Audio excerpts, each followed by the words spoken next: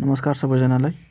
आज म अर्थोपेडिकबाट topic club foot यानि CTEV that is deformity of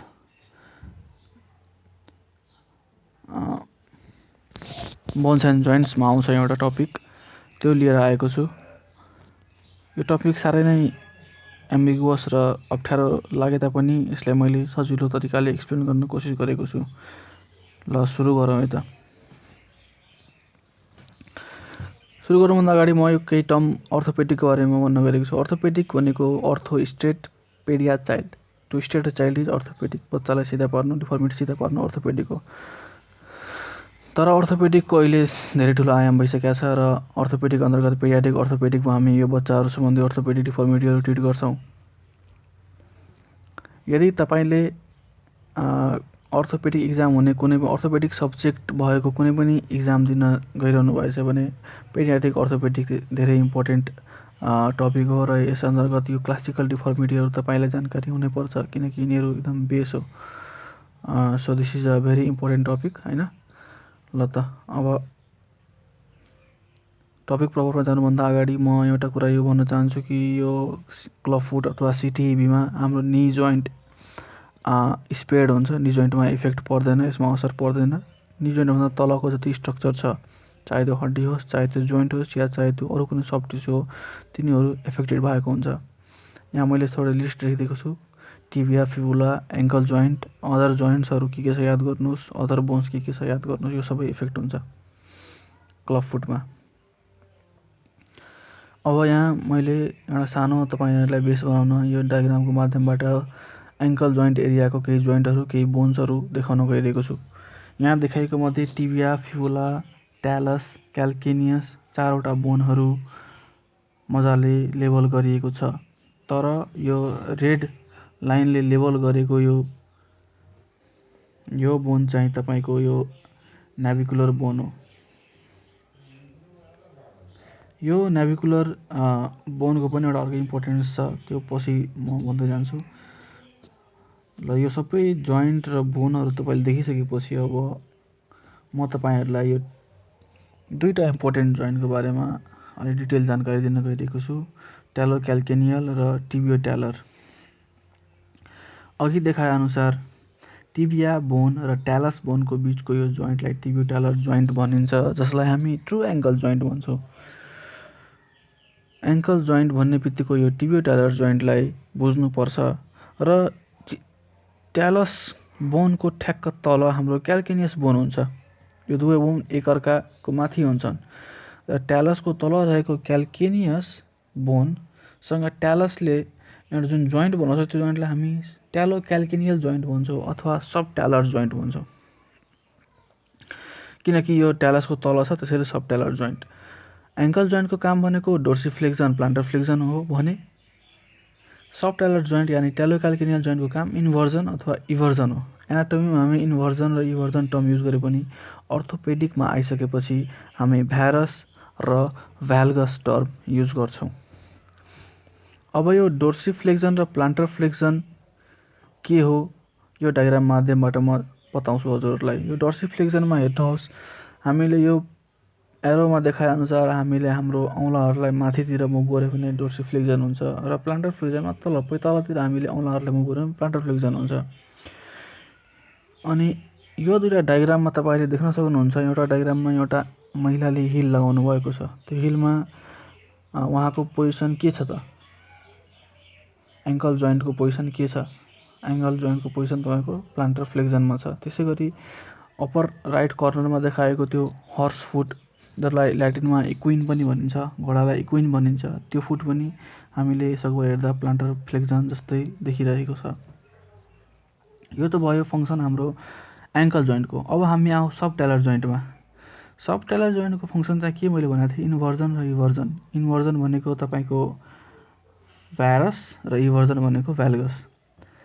यदि सिम्पली हाम्रो यो हामीले देखेको यो टोहरू फिङ्गरहरू छ, यदि सिम्पली स्ट्रेट भएर मात्र मेडियलतिर गएको भए त्यो एडक्सन हुन्थ्यो।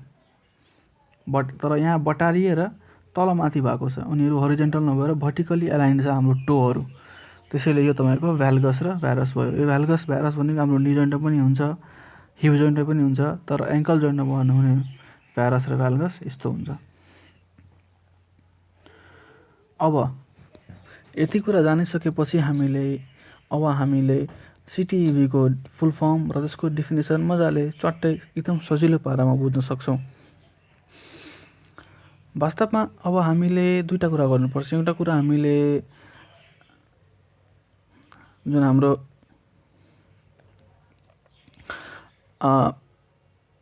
एङ्कल जोइन्ट छ त्यसलाई हामीले प्लान्टर फ्लेक्सनमा फिक्स गरिदिने।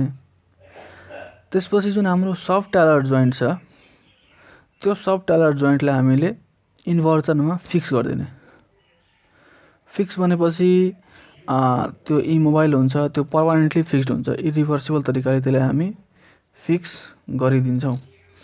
मानौँ हामीले प्लान्टर फ्लेक्सनमा हाम्रो एङ्कल जोइन्टलाई फिक्स गरिदियो भने एङ्कल जोइन्टलाई ट्यालाई पनि भनिन्छ। एङ्कल जोइन्टलाई ट्यालाई भनिन्छ। त्यसलाई हामीले प्लान्टर फ्लेक्सनमा फिक्स गरिदिएपछि ट्यालाइमा इक्विनस गरिदियो हामीले, भनेपछि ट्यालस इक्विनस भयो। र सब ट्यालर जोइन्ट भनेको हाम्रो जुन तल छ फुट यानि पेसमा हामीले इन्भर्जन गरिदियो भने हामीले त्यहाँ भ्यारस गरिदियो भने पेस भ्यारस हामीले गरिदिएको छौँ। अब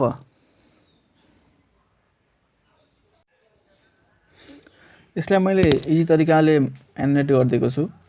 हेर्नुहोस् त, हामीले हाम्रो एङ्कल जोइन्टलाई टिबियो ट्यालर जोइन्टलाई फिक्स गरिदियौँ। मैले भने हामी एङ्कललाई ट्यालाई पनि भन्छौँ। अब त्यो अर्कै भाषामा ट्यालाई भन्छ एङ्कललाई। अनि फुटलाई पेस भन्छौँ, पिएस पेस, त्यो पनि अर्कै भाषामा भन्छ। मैले हाम्रो एङ्कललाई प्लान्टर फ्लेक्सनमा फिक्स गरिदिएँ र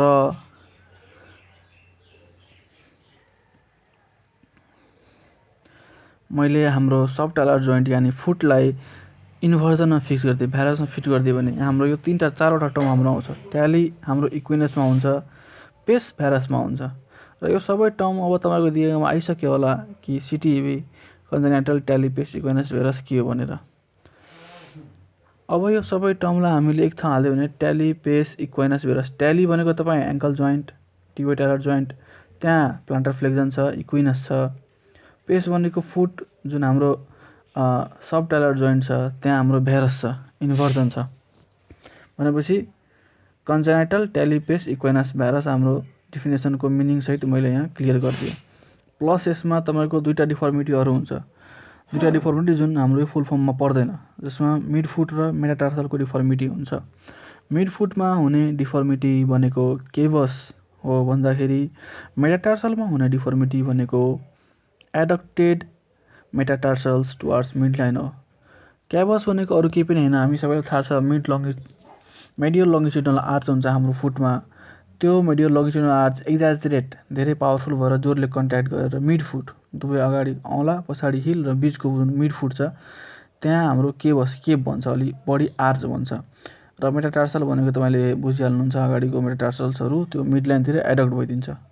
अब यहाँ के हुने भयो, ट्यालीमा इक्विनस भयो, पेसमा भ्यारस भयो, केभस मिडफुटमा भयो र एडक्सन कहाँ भयो, मेटाटार्सलमा। भनेपछि 4वटा डिफर्मिटी सिटिइबीमा हाम्रो मजाले मैले एक्सप्लेन गरिदिएँ। अब यो डिफर्मिटी हामी भिजुअल तरिकाले पनि हेरौँ।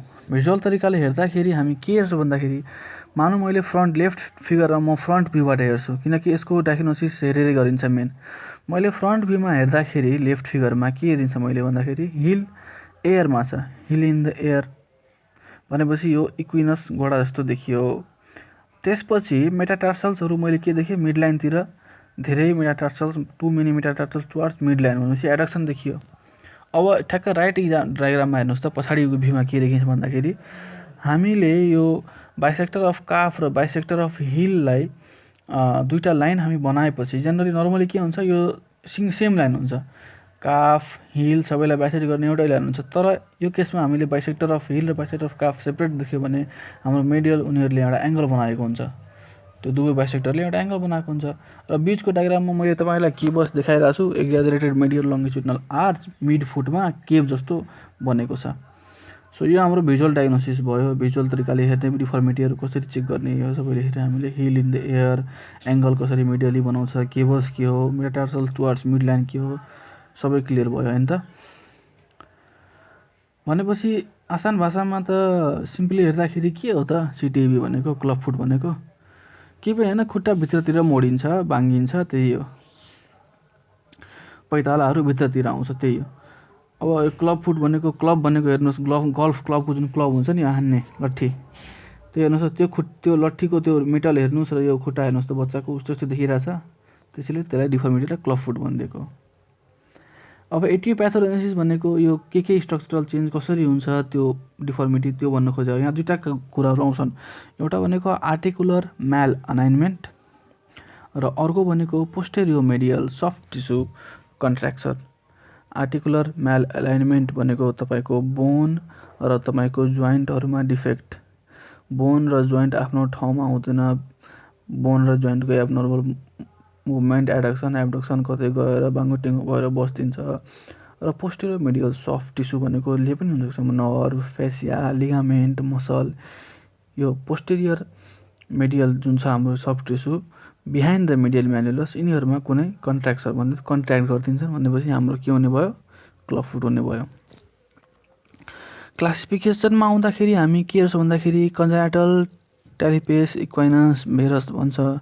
तर यसलाई क्लासिफाई गरिदिएको छ दुईटामा, एउटा प्राइमेरी जुन रियल कन्जेनाइटल हो, अर्को सेकेन्डरी जुन बर्थ भइसकेपछि एक्वायर हुन्छ। अब यसको धेरै कारणहरू छन्। अब कारणमा मेन अब 90% त आइडियोप्याथिक हुन्छ, प्राइमेरीमा 90% आइडियोप्याथिक हुन्छ, जसमा कि 50% बाइलेटरल दुवै खुट्टामा देखिन्छ, त्यो 90% मध्येको 50%मा। अरू कारण स्पाइना बाइफिडा, आर्थ्रोग्राइपोसिस, अनि कतिजनाले भन्छन् कि उमको बच्चा, आमाको पेटमै बच्चाहरूलाई कुनै त्यो इन्भाइरोमेन्ट, कन्जेस्टिभ इन्भाइरोमेन्ट भन्छ नि, त्यो सानो डबल चाइल्ड हुन्छ नि, ट्विन चिल्ड्रेन अथवा ओलिगोहाइड्रामिनोस, यिनीहरूमा चाहिँ तपाईँको त्यहाँ इफेक्ट पऱ्यो, त्यो पनि भन्छ। तर मेन चाहिँ यो स्पाइना बाइफिडा, आर्थ्रोग्राइपोसिस, यिनीहरू हो भने जेनेटिक डिजिजहरू हो। र आफ्टर बर्थ भनेको तपाईँको न्युरोमस्कुलर डिसअर्डर, जुन बर्थ भइसकेपछि जुन लाग्छ, पोलियो, यिनीहरूमा तपाईँको नर्भ ड्यामेज भएर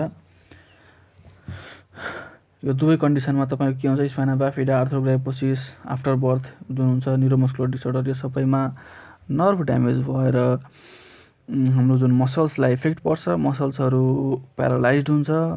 अब पोस्टेरियर मेडियल मसलहरू प्यारालाइज भएपछि फाइब्रोसिस हुन्छ, फाइब्रोसिस भइसकेपछि त्यहाँ अब कन्ट्र्याक्चर भएर तपाईँको यो डिफर्मिटीहरू बन्छ।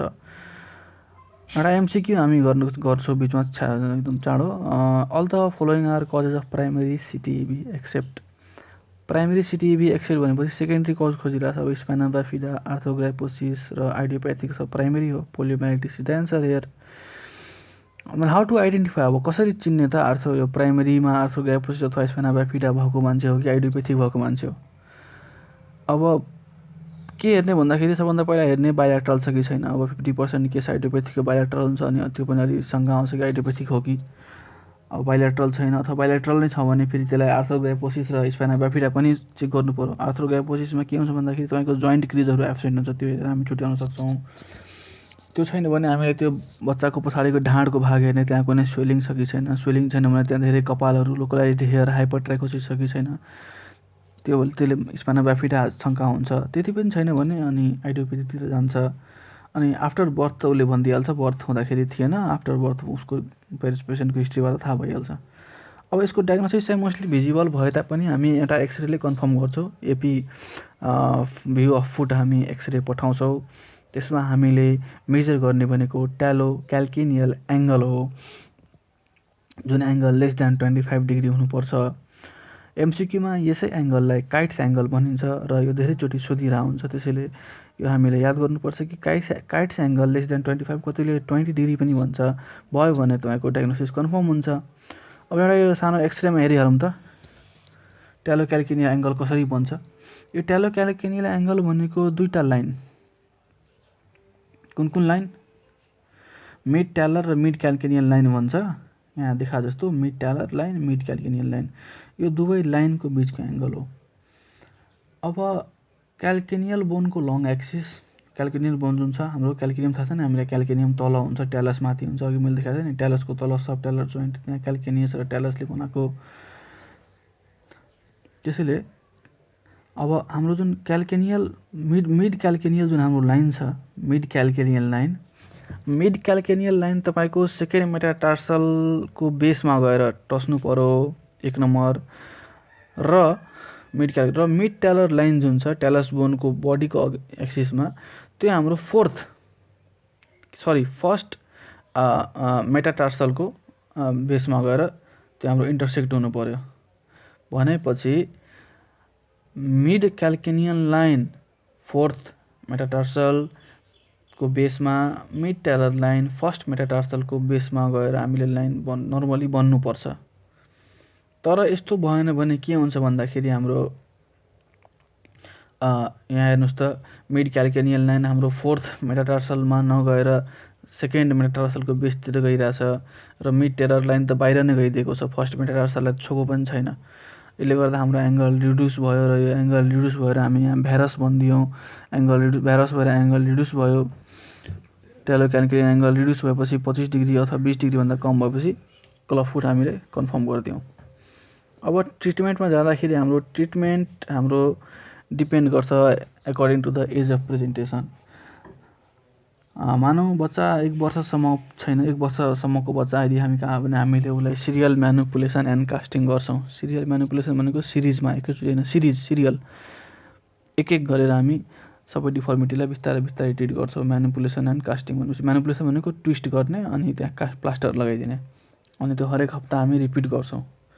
एक हप्तामा बोलाउँछ अनि एक हप्तामा कास्ट रिपिट गर्छ। त्यो कास्ट फेरि एकै तरिकाले होइन, कास्टको पनि तरिका हुन्छ, अर्डर हुन्छ, त्यो अनुसार हामी कास्ट लगाउँछौँ। 6 देखि 8 हप्तामा हामीले यो गरेपछि यो 2 महिनामा च्वाट हुन्छ। यो पोन्सेटी भन्ने डक्टरले पत्ता लगाएर यसको नाम पोन्सेटी टेक्निक भएको हो। अघि भनेअनुसार सिरियल अर्डरमा हामीले करेक्ट गर्नुपर्छ, जसको न्युमोनिक सिएबी केभ न्युमोनिक बन्न जान्छ, जसमा सी भनेको केबसलाई पहिलो ट्रिट गर्ने, त्यसपछि सेकेन्डमा एडक्सन र भ्यारसलाई सँगै ट्रिट गर्ने, त्यसपछि थर्डमा इक्विनसलाई ट्रिट गर्ने। मानव कुनै डक्टरले हिरो भनेर भन्छ होइन म अर्डर फलो गर्दिनँ, एकैचोटि सबै ट्रिट गरिदिन्छु, एकैचोटि कास्ट लगाइदिन्छु, सबै डिफर्मिटी एकैचोटि निको हुन्छ, चाँडो हुन्छ। त्यसो गर्यो भने के हुन्छ, त्यो डक्टरहरूले कुटाइ खान्छ। किनकि बच्चाको रकरबाट फुट भइदिन्छ। यो रकिङ चेयरलाई हेर्नुहोस् त, रकिङ चेयरमा के छ, अगाडिको भाग र पछाडिको भाग जुन चेयरको बेस छ त्यो हावामा छ र बिचको भाग भुइँमा छ, त्यस्तै बच्चा खुट्टा भइदिन्छ। बिचको जुन मिड फुट हुन्छ त्यो टच गर्छ ग्राउन्डलाई, यो हिल र अगाडिको औँलाहरूले टचै गर्दैन। अब एउटा डिफर्मिटी सुधार नगएको अर्को डिफर्मिटी पारिदिएपछि त सकिगयो नि, कामै भएन नि। त्यसैले अर्डर अफ करेक्सन फलो गर्नुपर्छ। CAVE CAV CAVE mnemonic. अब हामीले यो 3टा प्लास्टर गरेको खुट्टामा हेर्नुपर्छ। यो फर्स्ट बिना प्लास्टर गरेको खुट्टा डिफर्म्ड खुट्टा हो। फर्स्ट सेकेन्ड थर्ड प्लास्टर गरेको खुट्टा हेर्नुहोस् त, फर्स्टमा के छ तपाईँको, भ्यारस छ कि छैन, छ भनेपछि भ्यारसलाई ट्रिट गरेको छैन। प्लान्टर फ्लेक्सन पनि छ, देखिरहेछ। त्यो के ठिक गरेको छ, केबस ठिक गरेको छ। हेर्नुहोस् त, जुन केब बनेको थियो मिड फुटमा भित्रपट्टिबाट पैताला एरियामा, त्यो केब बनेको छैन। सेकेन्ड कास्ट लगाएको पिक्चरमा हामीले हेऱ्यौँ भने, सेकेन्ड कास्ट लगाएको पिक्चरमा के छ भन्दाखेरि इन्भर्जन जुन थियो, जुन भ्यारस थियो त्यसलाई पनि ट्रिट गरेको छ, र जुन एडक्सन जुन थियो, जुन औँलाहरू मेडियली गएको थियो त्यो मेडियल औँलालाई यता धकेलेको छ। थर्ड कास्ट लगाएको पिक्चरमा हामी के हेर्छौँ भन्दाखेरि जुन प्लान्टर फ्लेक्सन थियो, घोडा जस्तो खुट्टा जुन फ्लेक्स गरेको थियो प्लान्टरतिर, त्यो फ्लेक्सनलाई धकेलेर माथितिर गएर जुन हाम्रो फुटको लेभललाई माथि गरेको छ। यो डायग्रामलाई यहाँ अझै क्लियरली हेरौँ त। नम्बर 1मा केबसलाई ट्रिट गरेको छ, यो स्ट्रेट लाइन पारिदिएको छ केबलाई। नम्बर 2मा एडक्सनलाई ट्रिट गरेको छ, जसमा कि उता ल्याटरल फोर्स लगाएको छ। नम्बर 3मा भ्यारसलाई ट्रिट गरेको छ र नम्बर 4मा इक्विनसलाई ट्रिट गरेको छ। नम्बर 1 र नम्बर 3मा के डिफ्रेन्स छ हेर्नुहोस् त। नम्बर 1मा तपाईँको पैताला जुन मोडिएर इन्भर्जन भएर जुन सोल भित्रपट्टि देखिरहेछ त्यो सोललाई बाहिरपट्टि मोडेर तलतिर गरिदिएको छ नम्बर 3मा, भनेपछि भ्यारसलाई ट्रिट गरेको छ। यो एरोले एङ्गल कुन एरियामा बटारिएको छ त्यो एरोले जताइरहेछ। त्यसपछि 3 र 4मा हेर्नुहोस् त। 3मा तपाईँले हेर्न सक्नुहुन्छ बच्चाको खुट्टा प्लान्टर फ्लेक्सनमा छ। 4मा हेर्नुहोस् त, त्यही हिलमा प्रेसर दिएर कास्ट लगाएर बच्चाको खुट्टालाई प्लान्टर फ्लेक्सनबाट नर्मलमा गरेको छ। यसरी यो जान्ने। आई होप तपाईँले यो डायग्रामबाट पोन्सेटी टेक्निक जान्नुभयो। इफ नट क्लियर तपाईँले युट्युबमा भिडियोहरू हेर्न सक्नुहुन्छ। मानौँ 1 वर्षसम्म हामीले पोन्सेटी गऱ्यौँ, 1 वर्ष कटिसक्यो, बच्चालाई हस्पिटल ल्याएन, गार्जियनले कुनै कारणले आएन बच्चा, भने के गर्ने? 1 देखि 5 वर्षसम्मलाई सिम्पल टेक्निक छ, PMSTR भन्छ, posterior medial soft tissue release, जस अन्तर्गत हामीले पोस्टेरियर मेडियल म्यालुस पछाडि 3वटा टेन्डन काटिदिन्छौँ। त्यो 3टा लिगामेन्ट काट्छ, लिगामेन्ट 3टा लिगामेन्ट हुन्छ, टिबियालिस पोस्टेरियर, फ्लेक्सर डिस्टोरम लङ्गस र फ्लेक्सर हेलोसिस लङ्गस। यो 3टा लिगामेन्ट हामी काटिदिएपछि 1 देखि 5 वर्षको बच्चालाई यसमा ट्रिटमेन्ट मिल्छ, जुन फिगर A ले देखाइरहेको छ। फिगर B ले देखाएअनुसार हामी यहाँ हेर्न सक्छौँ कि फिगर B मा एज 5 देखि 10 इयर्स छ भने उनीहरूको लागि चाहिँ बोन ओस्टियोटोमीको बोनलाई काटिदिने। कुन बोनलाई काट्ने भन्दाखेरि क्याल्केनियस र क्युबोइड, यो दुवै बोनलाई काटिदिन्छ र फ्युज गरिदिन्छ। काटेपछि ल्याटरल साइड जुन देखिरहेछौँ हामी, ल्याटरल साइड जुन खुट्टाको छ त्यो ल्याटरल साइड सानो पनि हुन्छ र यसको ग्रोथ पनि हुँदैन। फ्युज गरेपछि ग्रोथ कुरै भएन। त्यसले गर्दा तपाईँको मिडियल साइड के हुन्छ? ग्रो हुन्छ। मिडियल साइड ग्रो भएपछि के हुन्छ? खुट्टा स्ट्रेट हुन मद्दत पर्छ र यही प्रोसिजरलाई हामी डिल्भिन इभान्स प्रोसिजर भन्छौँ, जसमा certain the lateral margin of foot to end, अर्को जुन छ मिडियल मार्जिन त्यो चाहिँ मजाले ग्रो भएर फुट स्ट्रेट हुन्छ। अब मानौँ आफ्टर 10 इयर्स चाहिँ बच्चा हामी कहाँ प्रेजेन्ट भयो, मानौँ उसले कतैपट्टि ट्रिटमेन्ट भएन, हेल्थ चेक भयो, 10 इयर पछि आयो। त्यसपछि त सबै त्यो जोइन्टहरू, सबै टेन्डनहरू यति इरिभर्सिबली त्यो फिक्स भइसकेको हुन्छ त्यहाँ कि त्यो सबै बोन बाङ्गोडिङ्गो भएको बोनलाई काटेर मिलाएर एक ठाउँ एउटा सिङ्गल कम्पाउन्ड बोन बनाइदिन्छ, जसमा कि 4वटा बोन आउँछ, ट्यालस, नाभिकुलर, क्युबोइड र क्याल्केनियस। यो 4वटा बोनलाई, 4वटा बोइन्टको जुन 3टा जोइन्ट हुन्छ सबैलाई काटेर एक पारिदिन्छ, जसमा 3टा जोइन्ट कुन आउने भयो? ट्यालस र नाभिकुलरको एउटा ट्यालोनाभिकुलर, क्याल्केनियस र क्युबोइडको क्याल्किनो क्युबोइड र ट्यालस र क्याल्किनियमको अर्को ट्यालो क्याल्किनियर, 3टा जोइन्टलाई काटेर फ्युज गरिदिन्छ। अब यति गरिसकेपछि बच्चालाई मेन्टेनेन्स पनि गर्नुपर्छ। मेन्टेनेन्स भनेको करेक्सनको मेन्टेनेन्स हो, जुनसुकै तरिकाले गर्नुहोस्। 1 देखि 5 वर्ष होस्, 5 देखि 10 अथवा 0 देखि 1 वर्ष, जुनसुकै टेक्निकले तपाईँले गर्दाखेरि स्प्लिन्ट हुन्छ, टेनिस बनाउने स्प्लिन्ट अथवा CTEB सुज लगाएर 2 वर्षसम्म बच्चालाई मेन्टेनेन्स फेजमा राख्नुपर्छ, नत्र फेरि त्यो बाङ्गे सिधा पारेको फेरि बाङ्गिन सक्छ। अब एउटा अर्को एडभान्स, एउटा सिम्पल पिरानी स्कोर कसरी, व्हाट इज पिरानी स्कोर सोधिदियो भने, पिरानी स्कोर भनेको हाम्रो त्यो CTEBको सिभिरिटीलाई एसेस गर्ने स्कोरिङ छ, जसमा सबै त्यो अपियरेन्सहरूलाई हेरेर एङ्गल मेजर गरेर के हुन्छ ग्रेडिङ गरिन्छ अनि सिभिरिटी एसेस हुन्छ। होप ल यति हो CTEBमा। होप तपाईँहरूले सानो सर्टकटमा बुझ्नुभयो होला। अनि इफ तपाईँहरूले नबुझेको केही छ भने कमेन्ट गर्नुहोला, I will try to solve that. Thank you.